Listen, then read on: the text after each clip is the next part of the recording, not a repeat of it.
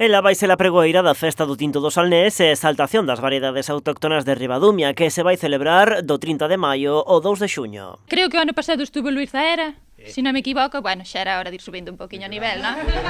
Digo, Luís non é por nada, pero bueno, Luís ten un Goya, pero os Goya, que son os Goya? Claro. Os Goya non son nada, eu traballo como dixo o alcalde pa HBO. Virtudes confésase como unha gran amante do viño de Barrantes e tamén do bo comer. A min encántame o viño tinto daqui, e bueno, xa digo, espero que me dean un par ou dous pares de caixas del, porque pa eso veño tamén.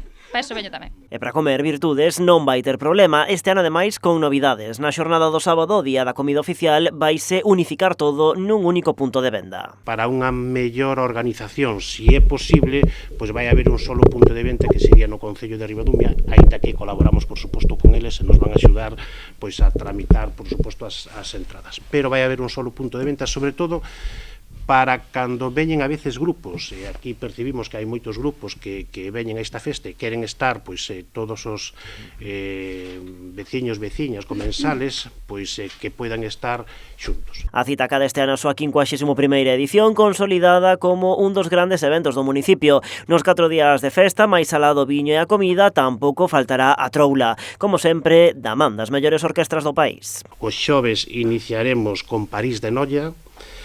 O venres, a verbena, vai a estar Cubo e Combo Dominicano, e ás 9 da noite, pois aquí na praza do Concello vai Xuntos pola Música, que é un tributo a Juan Pardo, que virá Lis Pardo, Antonio Barros, e o sábado pois vai a estar Saudade e América de Vigo, e despois o domingo pecharemos con Añoranza, M80 e Panorama. E tamén, como sempre, no transcurso da festa coñeceremos os mellores viños nas catas finais. O mestre de cerimonias será Pedro da Devesa, que con moito humor confía en que nesa xornada todos teñamos a axenda despexada de certos eventos deportivos para poder vir a Ribadumia. É un placer, unha honra, de verdade, alcalde, compañeiros todos que estades aquí, e de ser o que vai guiar un pouquiño hacia os valedores e todo o que se leva facendo nese día. Se vai facer nese día, só esperemos que o Real Madrid non chega á final da Copa de Europa.